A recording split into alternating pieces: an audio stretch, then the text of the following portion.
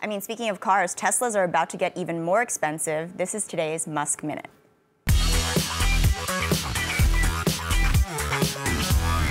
The company's newest vehicle, the Model Y SUV, got a $1,000 price increase just 1 week after it was originally announced. Elon Musk also tweeted over the weekend announcing a 3% price increase on all inventory starting April 1st. I mean, unless it's an April Fool's joke. No. Well.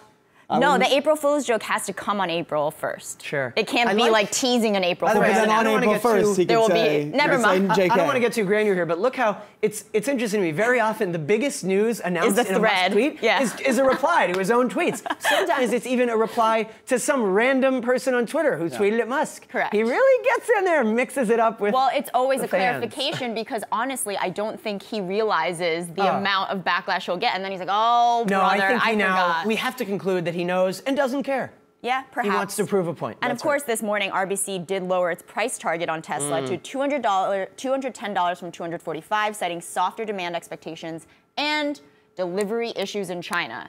And as we know, it was just a couple months ago when we saw the Tesla Gigafactory in Shanghai. It was supposed to be the future of all deliveries, and now finally they'll have a more economical system in place in that country, but it doesn't necessarily seem to be the case. And remember, at the end of last week, we saw that story that registrations of Teslas were down severely in the month, I think it was the month of February and March, and you know, the company said, well, registrations happen on a 1-month lag, really, from the date of purchase of the car. But I think it's clear that when that tax credit rolled off the books at the end of last year, which people didn't really think about until 2 weeks before, it's now a lot more expensive to buy a Tesla because you're not getting the same kind of tax credit that you had previously been getting. And also, like, there's a lot of problems with the cars, you know, who fixes them?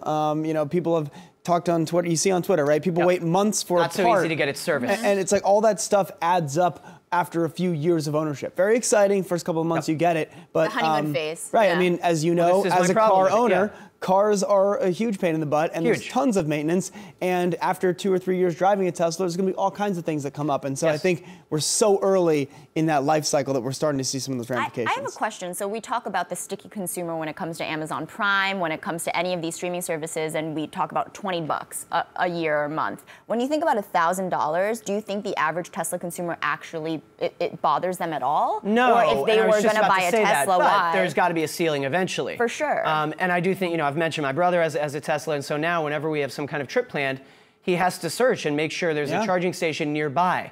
And he would say, well, it's fine, as long as there's one nearby, I don't mind. But to me, even having to do that, I'm just not mentally there yet, thinking that that's no big deal. I mean, it's a paradigm shift. As a Tesla owner, you don't even, that's not even It's a chicken and egg situation. Right. Look, the more electric vehicles that are out there on the road, the more charging stations there will be. But for now, a lot of people won't buy an electric vehicle because there aren't enough charging stations. Right. I mean, that's crazy.